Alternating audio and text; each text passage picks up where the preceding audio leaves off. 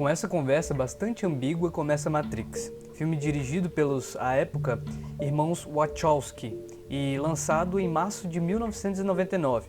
Nossa, há exatos 20 anos, que loucura, Cronos, não é mesmo? Se prestarem bastante atenção nesse diálogo que ouviram, entre Cypher e Trinity, perceberão desde já a genialidade do roteiro desse filme.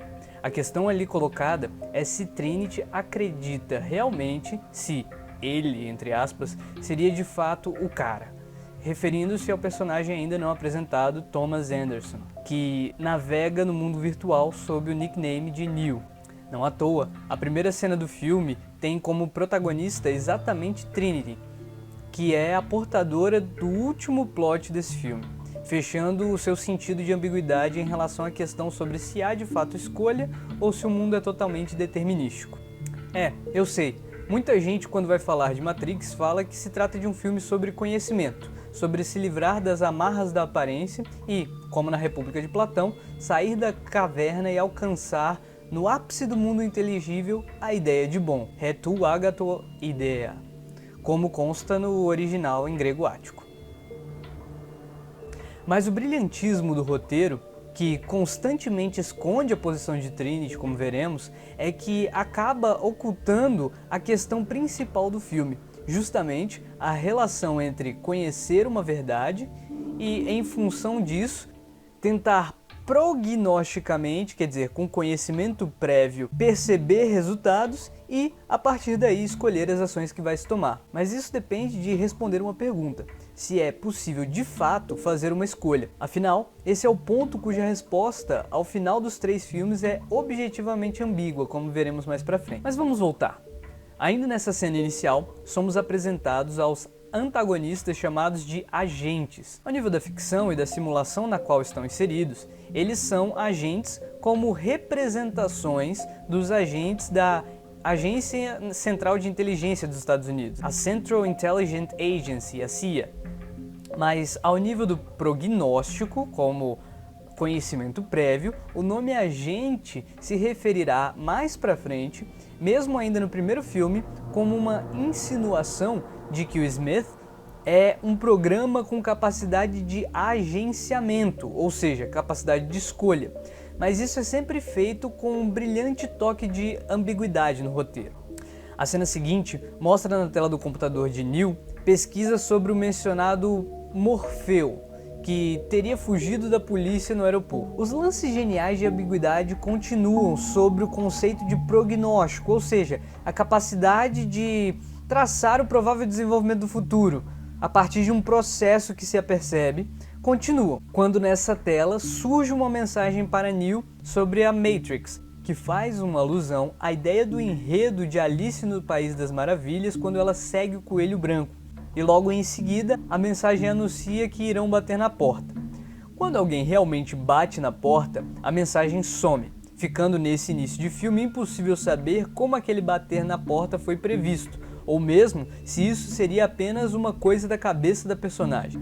Ao abrir a porta, revela-se que Neo está fazendo alguma espécie de contrabando de programas, que ele guarda em uma tradução de Simulacra et Simulation de Jean Baudrillard, com um fundo falso. Baudrillard foi um sociólogo que tratou filosoficamente a compreensão da situação dita pós-moderna do mundo contemporâneo, que se dá no final do século XX para cá.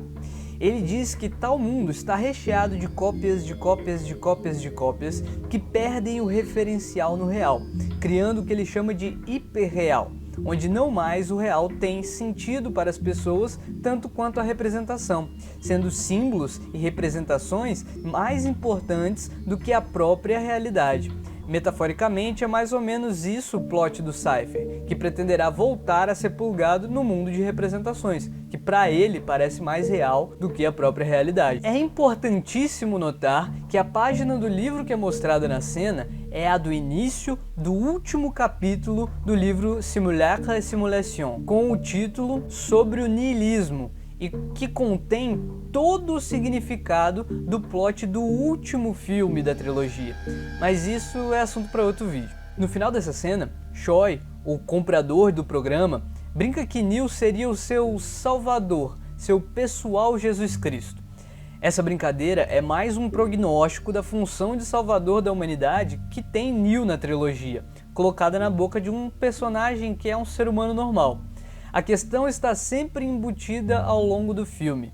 Está tudo determinado ou não está? Chamado por Choi para ir a uma festa, Neo nega, primeiramente, afirmando que tem que acordar cedo para o trabalho. Mas ele muda subitamente de opinião ao notar a representação do coelho branco tatuado em uma mulher que está com Choi. A prognose da mensagem no computador alterou a escolha de Neo, percebem? Novamente, cimentada a dúvida entre determinismo e escolha. Uma vez na boate, ao som maravilhoso de Dragula do Rob Zombie, Neo conhece Trinity, que afirma o ter levado aí, porque ele procurava por Morfeu, que, como sabemos, é o nome de um deus dos sonhos grego, que aparece na obra Metamorfose do poeta romano Ovídio, apresentado como um dos moldadores de sonhos. Trinity diz para Neo que ela também procurou Morfeu, mas que na verdade ela, como Neo, não estavam procurando exatamente Morfeu. E na fala mais platônica do filme, Trinity diz que o que os move é a questão, ou seja, a dúvida. A próxima cena, baseada no atraso do protagonista no trabalho, brinca com a ambiguidade do sermão que Neo, cujo nome de batismo é Thomas Anderson, recebe em consequência de seu atraso.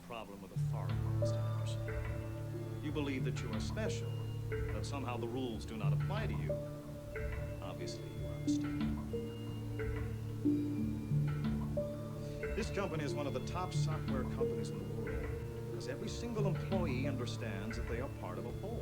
Thus, if an employee has a problem, the company has a problem. The time has come to make a choice, Mr. Anderson.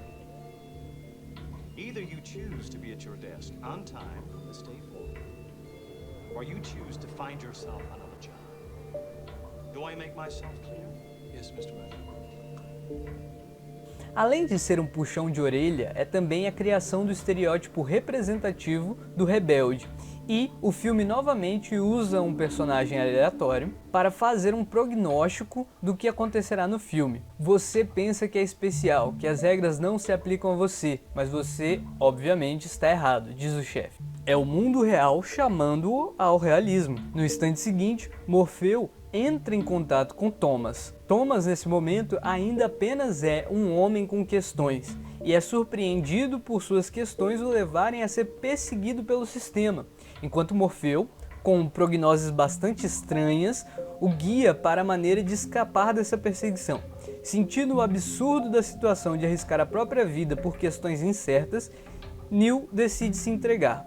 Preso, Neo entra então em contato com Smith pela primeira vez. Smith, a esse ponto, não é mais do que parte do sistema e convoca Neo para fazer a coisa certa, entre aspas, ajudando a trazer o terrorista Morfeu para a justiça. A resposta de Thomas Anderson é simbolicamente rebelde, com aquela coisa toda do dedo do meio, mas convém uma afirmação curiosa sobre saber os seus direitos. Isso significa que Thomas Anderson, a essa altura, ainda acredita que as leis se aplicam a ele, ao contrário do que sugeriu seu chefe. Isso permanecerá assim até muito próximo do final do filme, em uma camada diferente, como veremos. Nesse momento, Smith mostra para Anderson que o uso de uma faculdade, uma escolha de direito, só é possível se você é capaz de exercê-lo. E faz aquela magia de fechar a boca do Anderson com a pele, colocando uma máquina bizarra no seu interior.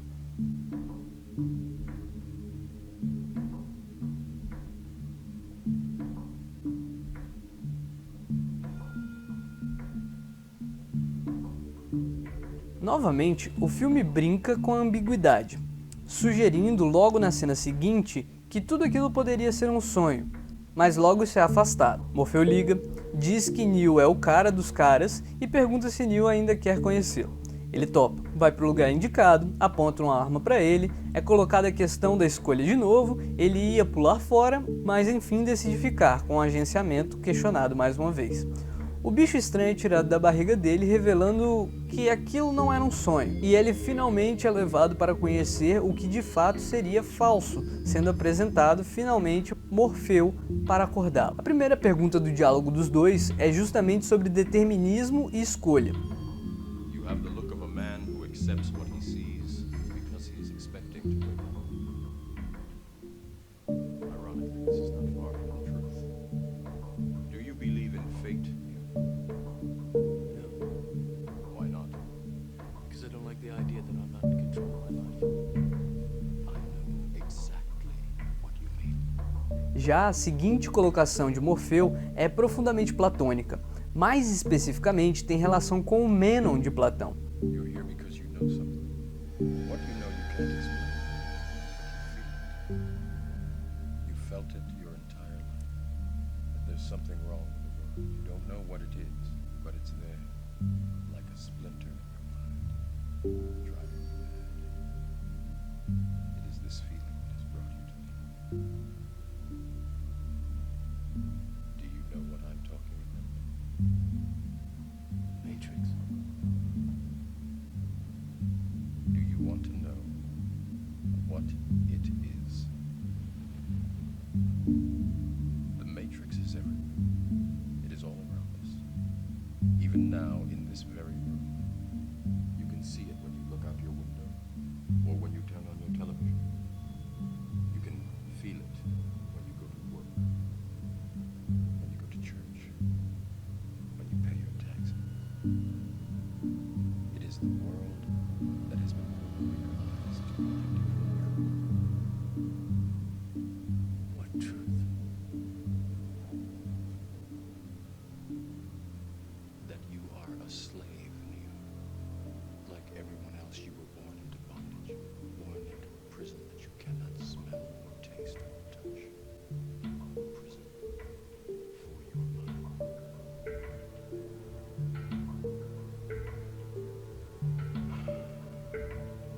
Unfortunately, no one can be told what the Matrix is. You have to see it for yourself. Como diz Morfeu, Neo sabe de fato algo, mas não consegue explicar o que sabe. Morfeu é como Sócrates dialogando com o escravo, não ensinando algo novo, mas ajudando o escravo a explicar o que dentro de si ele já sabia. Em seguida, novamente é posta a questão da escolha para Neo na famosa cena da pílula vermelha. Neo, assim como aquele que está assistindo o filme pela primeira vez, está movido, como disse Trinity anteriormente, pela dúvida. O que move Neo é querer saber a verdade por trás da experiência cotidiana que ele conhece. Esse algo a mais que não conhece é o que Thomas Anderson procura. Ocorre mais um diálogo sobre saber se está acordado ou não, que é o que ditará a ambiguidade do filme até o final. Have you ever had a dream, Neo, that you were so sure was real? What if you were unable to wake from that dream? How would you know the difference between the dream world and the real world?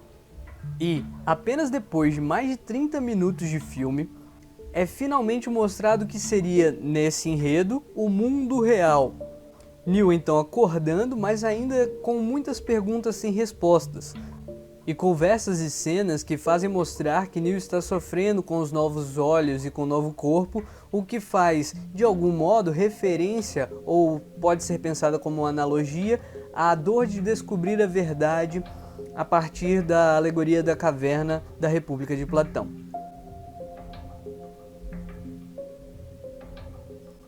A partir daí, Neo é apresentado à nave Nabucodonosor, cujo nome será simbolicamente importante para a narrativa dos demais filmes, e finalmente tem o bate-papo sobre o que é a Matrix, que também é uma conversa profundamente platônica, especialmente, dessa vez, relacionada com o Teeteto. No Teeteto, Sócrates conversa com o jovem, de nome Teeteto, sobre o que seria episteme, ou conhecimento. A primeira resposta do jovem é que conhecimento é aístesis, ou o processo de percepção. Morfeu nessa cena, assim como Sócrates no Teeteto, não ensina para o ouvinte o que é o conhecimento, mas apenas faz com que seu interlocutor renuncie à sua convicção anterior. É o processo de desconstrução e não de construção. This is the construct. It's our loading program. We can load anything from clothing, equipment, weapons, training simulations, anything we need. Right now, we're inside a computer program. Is it really so hard to believe? Your clothes are different, the plugs in your arms and head are gone. Your hair has changed. Your appearance now is what we call residual self-image. It is the mental projection of your digital self.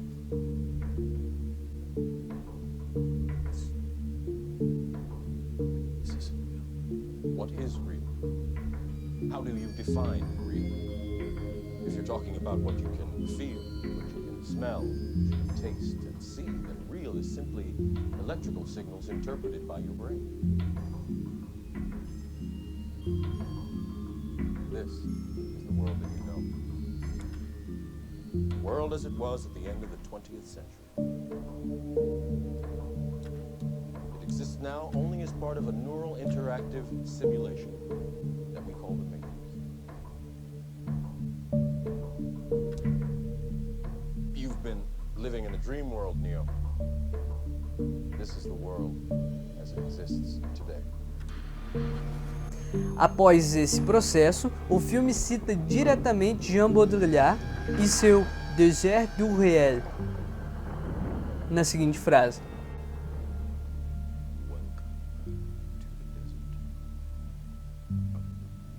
a fala de Morfeu tem uma referência ambígua. A primeira e imediata é de que o real, naquela história que estamos sendo apresentados, se tornou um desesperador deserto obscuro e sem vida.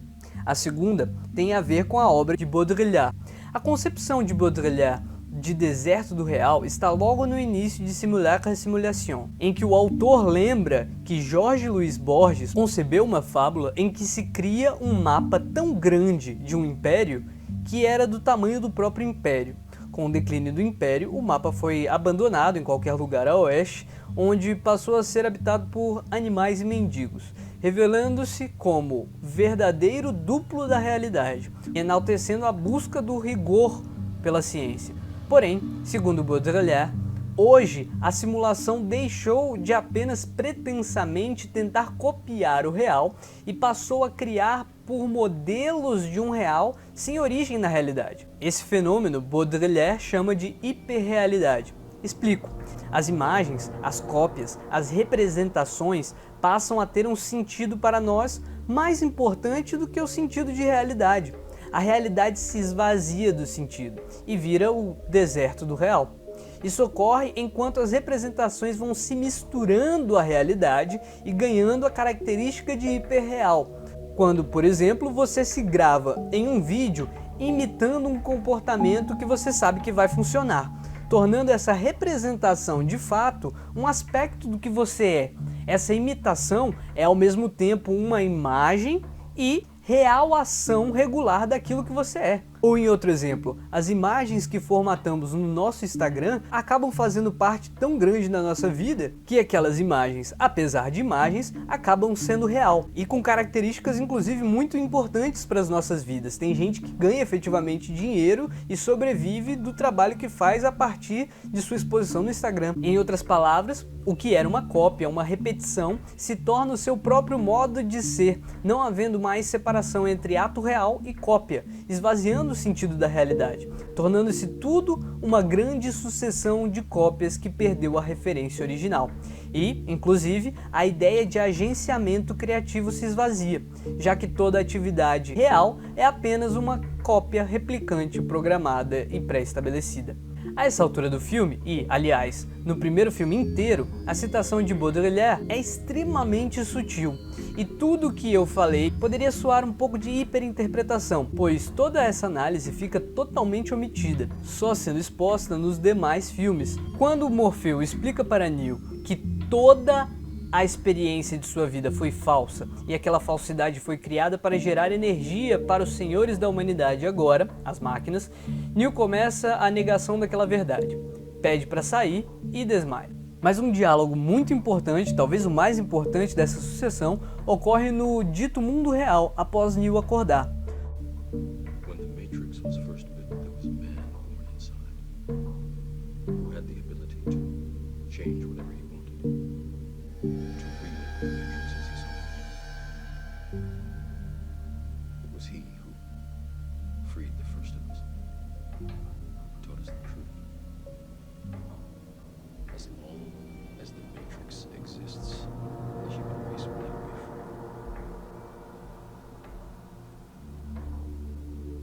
After he died, the Oracle prophesied his return, that his coming would hail the destruction of the Matrix, end the war, bring freedom to our people.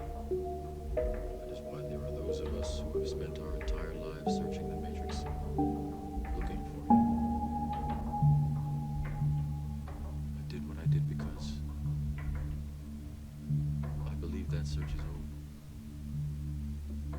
Conclusa a fase de aceitação do chamado, Neo dará início à fase de treinamento do monomito dessa estrutura. A ideia é simples. Na Matrix é a mente que manda, e se a mente domina de fato, o sujeito consegue desenvolver o domínio total do corpo, o que, por sinal, é totalmente platônico, com a diferença de que no caso platônico é o domínio dos desejos para a paz política, enquanto no filme a alegoria é do domínio de qualquer coisa mesmo envolvendo corpos físicos. How was he? 10 hours straight. He's a machine.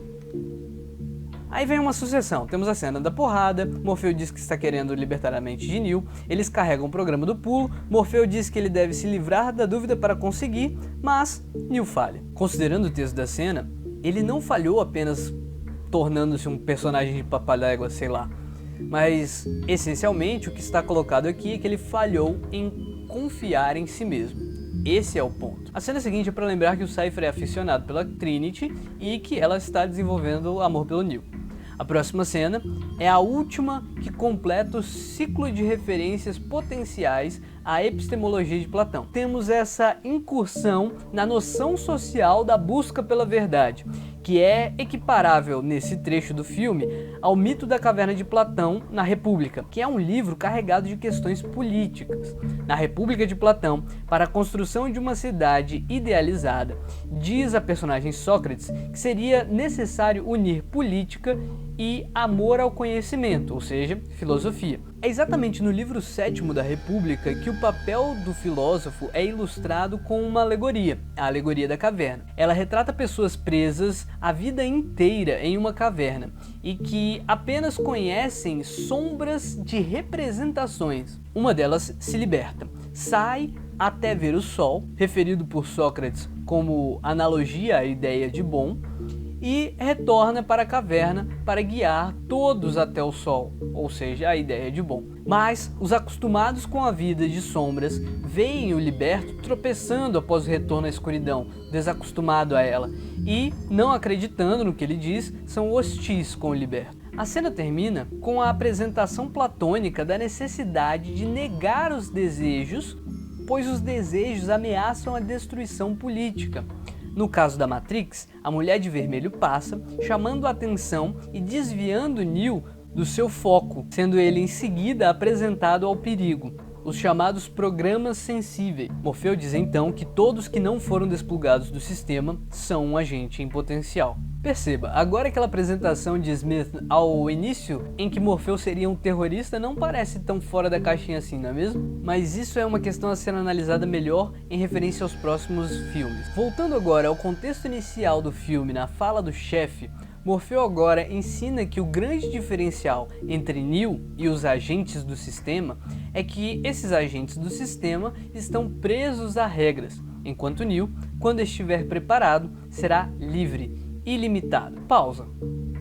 Você será ilimitado, totalmente livre se seguir o caminho correto, o caminho verdadeiro? Essa parece ser a conclusão do primeiro filme, o que carregaria uma profunda incitação à ingenuidade.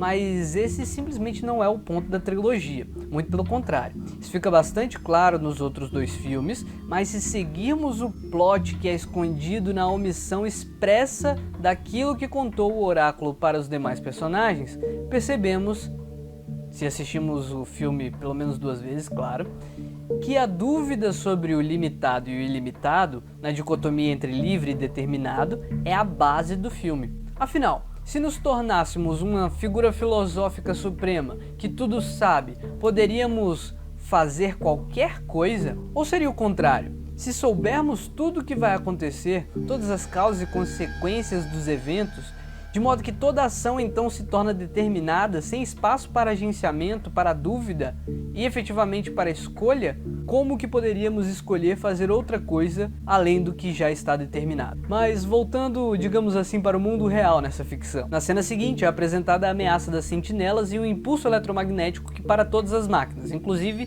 desligando a conexão deles com a Matrix, que acaba matando quem está plugado, o que será fundamental para o plot final desse filme. Em seguida tem a cena engraçada do Cypher dizendo que Neo assustou Jesus para fora dele, que é uma expressão idiomática inglesa e ao mesmo tempo um indicativo prognóstico de sua traição.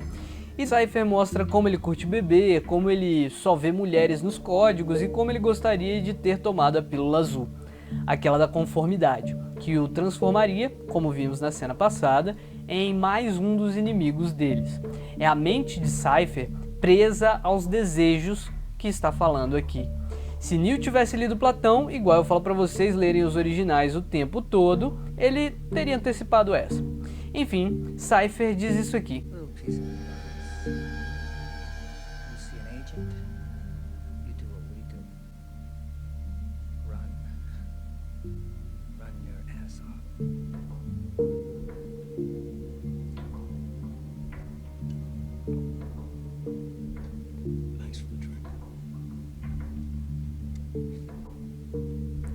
A dica de Cypher é a incitação à dúvida. Você só é uma pessoa normal, fuja como nós fugimos. Depois disso vem a famosa cena do bifão, que deixa qualquer um que come carne com água na boca e determina platonicamente exatamente o que o Cypher é, um escravo dos desejos.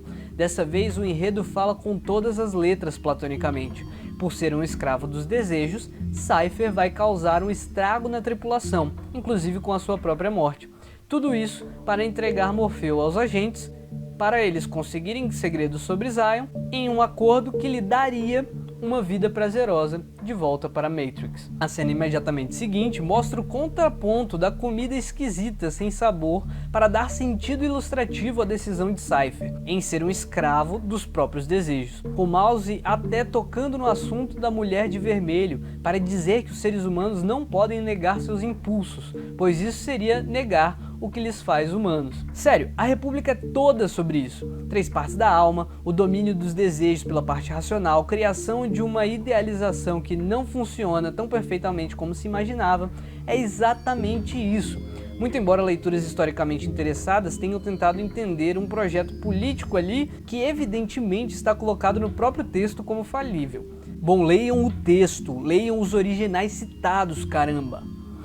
Na altura da metade do filme acontece a parte que do filme inteiro é a mais importante, que dará substância para tudo que eu venho afirmando sobre a questão entre determinismo e a escolha.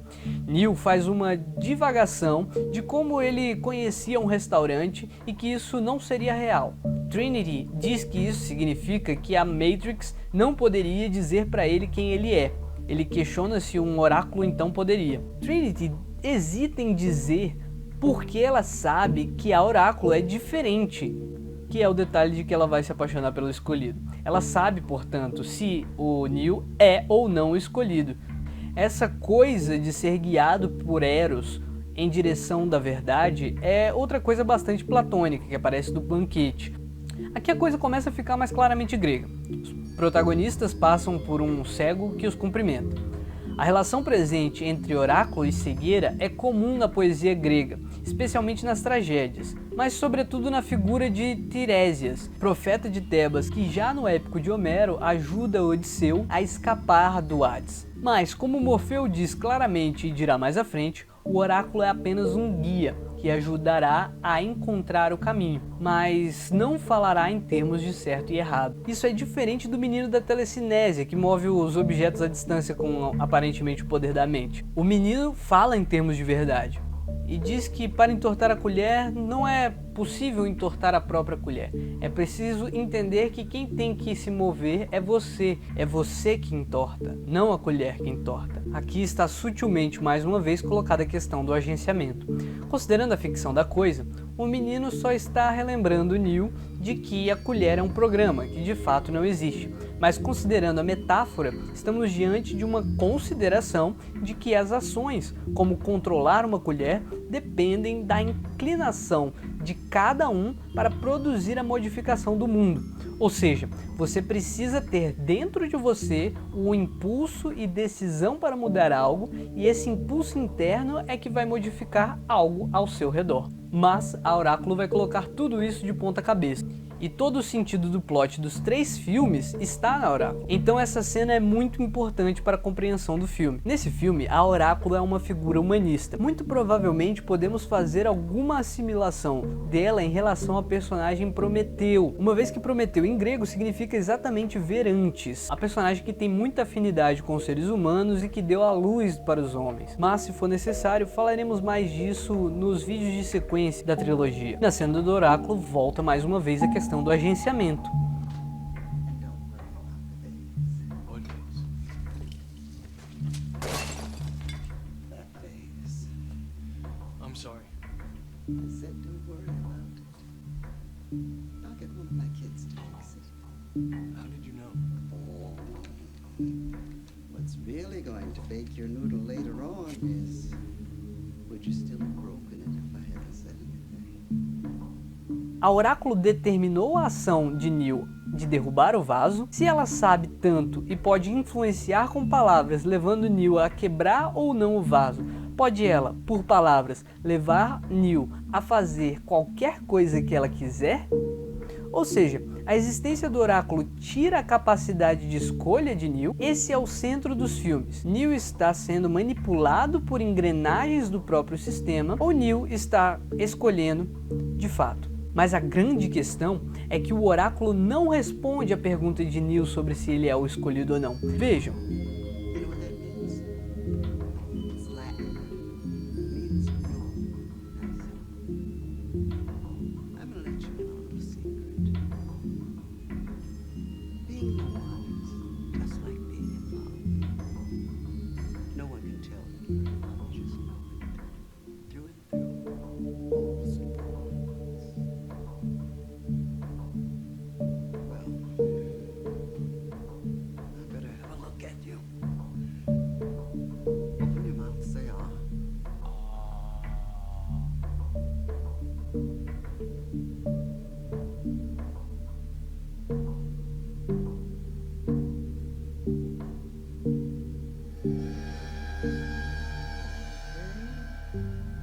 I'm supposed to say, that's interesting, but then you say, But what?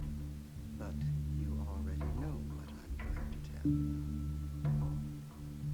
Another one. Sorry, kid. You got the gift, but it looks like you're waiting for something.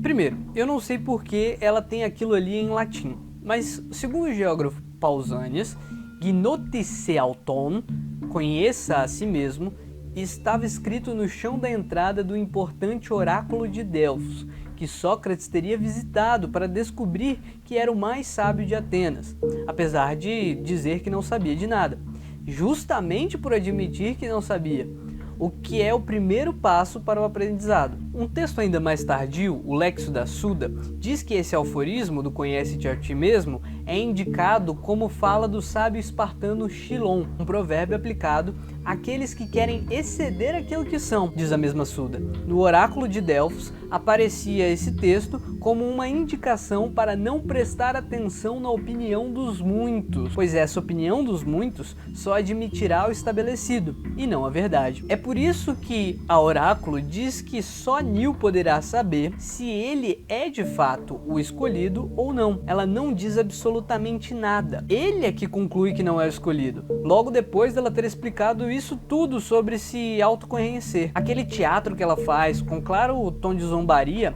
apenas está espelhando o que o próprio Neil pensa naquele momento. Ela não diz que ele não é o escolhido. Ele diz e ela só lamenta, dizendo que parece que Neil está esperando por algo ainda para ser o escolhido. É ele que tem que dizer e acreditar nisso. Exatamente o mesmo problema da cena do salto entre os prédios. É Thomas Anderson que tem que se convencer e agir como Neil, nas palavras de Morfeu, atravessando a porta.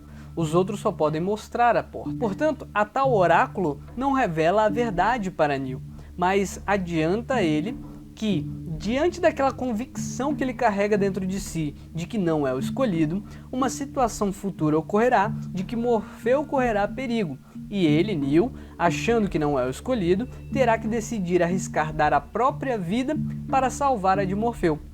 Questiono a vocês, será que se Neil soubesse, com a certeza que nesse momento falta para ele, que ele seria o cara que ia salvar o mundo inteiro, não seria ele convencido pelos outros a não se sacrificar para salvar Morfeu? Aí é que tá.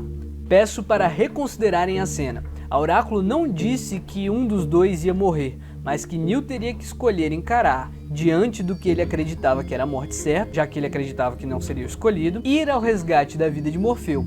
Ela disse o que passaria pela cabeça dele, a escolha de salvar um dos dois. E a escolha o moverá justamente a se tornar o cara, quando ele passa a aceitar o seu papel. Tudo perfeitamente alinhado. Resta ainda a dúvida.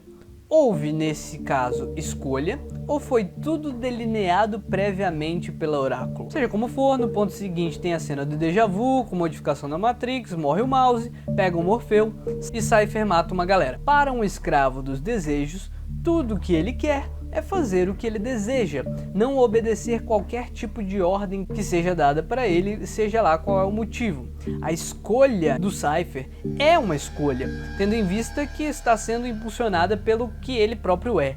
Mas na tripartição elaborada por Platão, alegoricamente para fazer compreender isso, Cypher é um escravo de si mesmo, usando as palavras platônicas. É um escravo das próprias vontades. A razão dele está submetida a essas vontades. E por isso, ele entra em conflito com os outros. Ele quer irremediavelmente o prazer e vai fazer de tudo para obtê-lo, inclusive se jogar naquele conflito. Pela terceira vez, é perguntado para Trinity se ela acredita que Neil é o escolhido. E mais uma vez, ela reluta, mas finalmente diz que sim. Só não é ainda nos contado por que ela acredita nisso. Quando ela diz que sim, Deus Ex Machina ocorre. Deus Ex Machina é o nome latino para um artifício do teatro que entra para a literatura como uma linha na narrativa que cria uma situação irreversível e depois é revertida com a ajuda de um deus, que no teatro grego, que literalmente descia por uma máquina que rebocava o ator até o palco, e ele descia para inverter o plot. Insinua-se nesse momento, sem dizer,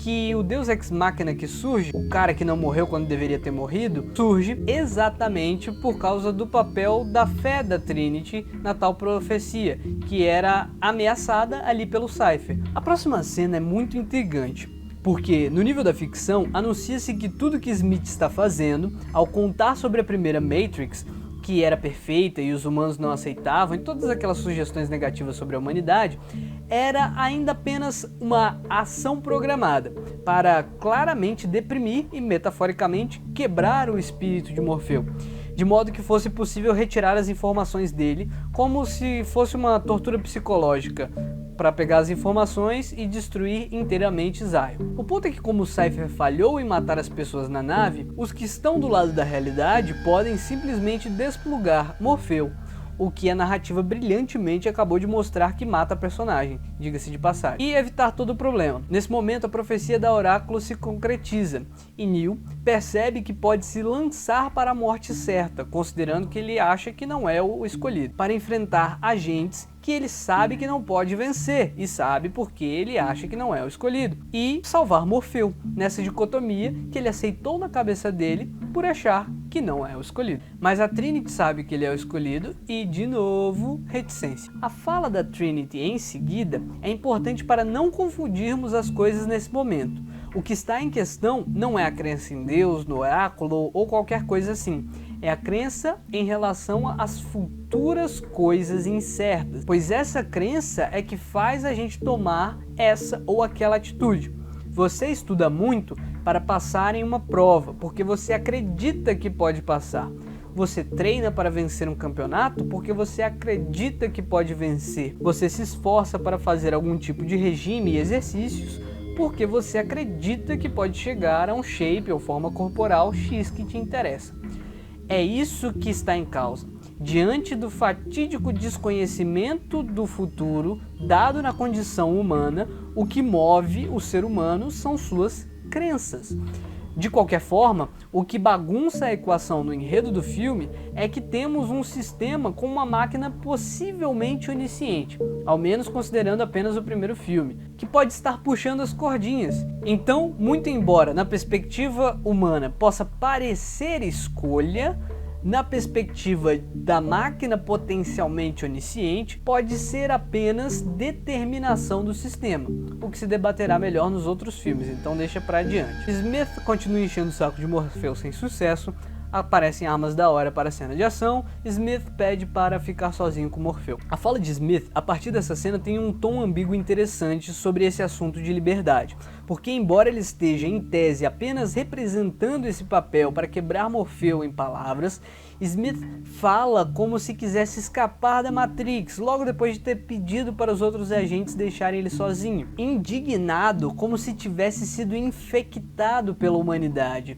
o que é bastante irônico, porque inverte a nossa perspectiva entre máquina e ser humano. O que está, inclusive, no próprio discurso do Smith, que fala que, estudando os humanos, passou a considerar que eles seriam como vírus e não como mamíferos. Então ele diz que quer efetivamente escapar da Matrix. Então ele está se apresentando como uma criatura potencialmente de características humanas. Tem uma cena de ação aqui. Vale ressaltar que a cena de Smith brigando com Morfeu, que se vocês lembram bem é o nome do deus do sonho, é brilhante, é claramente um indicativo de que talvez ele possa escapar do sistema, sendo ele inclusive interpelado por um dos outros agentes que pergunta o que ele está fazendo, quando eles entram na sala e encontram sem óculos e com o fone de agente fora da orelha. Novamente um prognóstico para o que serão os próximos filmes, a emancipação de Smith do sistema, sua similitude com o humano, a confusão entre real e artificial, tudo isso lançado no ar, junto com a referência ao niilismo da última parte do texto de Baudrillard, que é o caminho que está tomando o Smith. É muito genial. Depois disso temos essa cena para lembrar que o Neo agora está acreditando no próprio agenciamento. Tem essa ceninha de ação.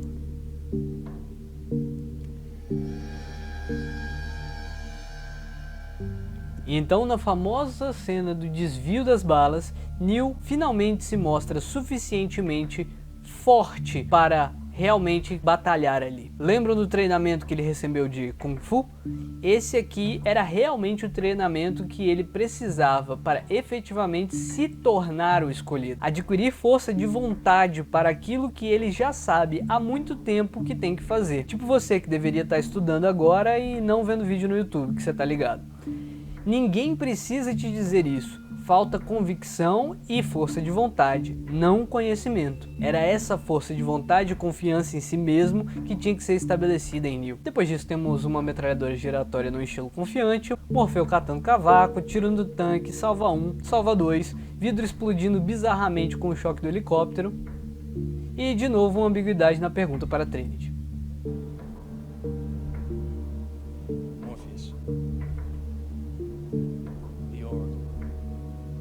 She told me She told you exactly what you needed to hear. That's all. Neo, sooner or later you're going to realize, just as I did, there's a difference between knowing the path and walking. O que eu acabei de dizer. O problema é tomar vergonha na cara e fazer, o que depende de uma vontade, que é traduzida em ação através de uma escolha, algo que parece muito uma escolha. É como o plot de Full Metal Alchemist Brotherhood. Desde o início, o protagonista já sabia qual é a verdade. Faltava para ele apenas aceitar ou decidir pelo caminho e de fato executar a travessia pela ação na direção daquilo que já se sabia há muito tempo. Mais uma cena de ambiguidade do conhecimento da Trinity, para você não dizer que eu não avisei que esse é o centro do enredo, e Smith aparece anulando a possibilidade da Trinity voltar. Mas ao invés de correr, como sugeriu Cypher, que não acreditava em Neo, Neo escolhe ficar, mostrando que virou a chavezinha e de fato começou a tornar-se o escolhido. Cena de porrada, propaganda da cerveja Sol, porrada, parada estilosa para tirar a poeira, diálogo sobre a inevitabilidade da morte e Neo se recusando a ela, dizendo que não é mais Thomas Anderson e sim Neo aceitando seu papel e que portanto tem a capacidade de vencer o agente. Smith morre, Smith volta, Neo foge, porque também ele não vai ficar trocando porrada pro resto da vida. Começa então o início do plot final, com a chegada das sentinelas que vão destruir a nave. Então o Neo tem que voltar correndo antes que as sentinelas invadam a nave para que todo mundo possa sobreviver com o uso do pulso eletromagnético, que desligaria a máquina e portanto mataria Neo se ele ainda estivesse conectado. Mais uma cena de ação, correria, correria, transformação, correria, tiro, correria, dica de porta. Tá cego, Neo? Corredor, porta, tiro, transformação, pulo no lixo, correria, acha a sala correta, tirambaço no peito. E um monte que é pra não ter dúvida de que ele morreu mesmo. Inclusive com checagem de pulso e tudo. É aí que vem a virada de cena que está implantada desde lá na primeira cena. Trinity se abaixa e finalmente diz o que o oráculo contou pra ela.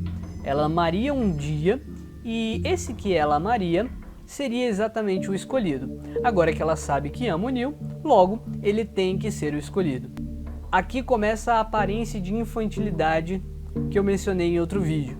Trinity nega a tal inevitabilidade mencionada pelo Smith da morte, dizendo que Neo simplesmente não pode estar morto, porque ela o ama e ele é o escolhido, tem que ser.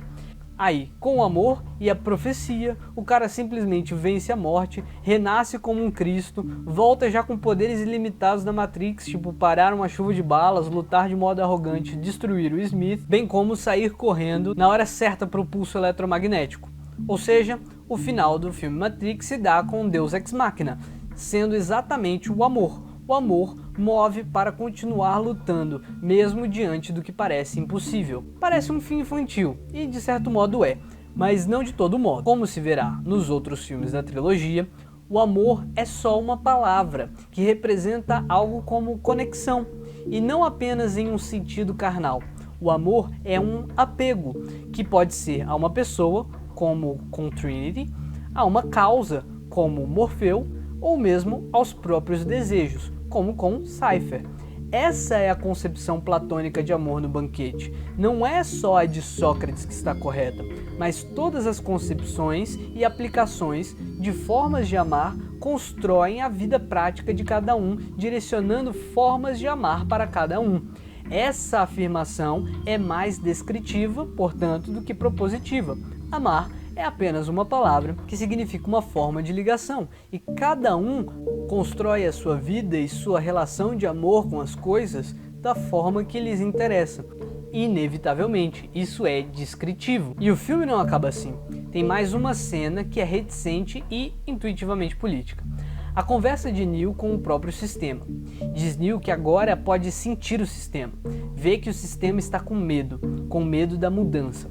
Agora Neo não mais acha que a questão é conhecer, ele admite que não sabe como aquilo tudo vai terminar, mas sabe como vai começar, porque ele fez sua opção, mostrar às pessoas o tal mundo do ilimitado, sem as regras da Matrix, onde tudo é possível.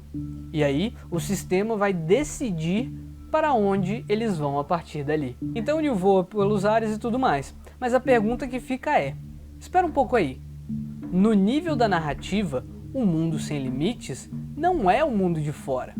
o mundo potencialmente ilimitado é o da Matrix. Então, tecnicamente falando, a proposição de Neo não é pela liberdade do sistema da Matrix. Vamos pensar de outro modo então. Ele estaria falando do mundo da mente, onde a partir da escolha tudo é possível, inclusive o impossível como ressuscitar os mortos? Seria essa a mensagem? Peço para pensarem novamente. A Oráculo previu tudo exatamente como aconteceu, inclusive o próprio amor, que será questionado na sequência como mais uma das ilusões, especialmente por Smith na última cena do último episódio. Desse modo, até a suposta ausência de limites provocada pelo amor teria sido antecipada ou programada pela própria Matrix. Desse jeito, até o amor seria uma forma de programação e de controle da Matrix, tão ilusório quanto o amor de Cypher pelos desejos. Mas se tudo é irreal e construído, o que resta é o niilismo. Embora com toda a pinta de final feliz infantil porque o amor fez milagre, essa conclusão fica aberta, porque permanece a questão bastante pós-moderna, por sinal, e presente na análise de Baudrillard, sobre se há diferença entre real e representação. O amor de Trinity é real ou parte programada pelo sistema? Poderiam ser as duas coisas? Bom, a resposta do filme para essas questões fica lançada para o resto da trilogia. Outra pergunta, será que de fato o pedido de algum de vocês me influenciou e modificou a realidade para que eu criasse esse vídeo, ou eu apenas usei as imagens selecionadas de uma coisa que eu já iria fazer, mesmo antes de alguns de vocês terem pedido, e no caso vocês não influenciaram em nada, não tiveram nenhum agenciamento nessa escolha. Por hoje é isso, espero que tenham gostado desse vídeo, e se for o caso, considerem de verdade colaborar no meu Apoia-se, cujo link segue na descrição. Isso ajuda muito na minha perspectiva de investir tempo e continuar produzindo aqui para esse canal. Tudo bem? Espero que tenham um bom dia.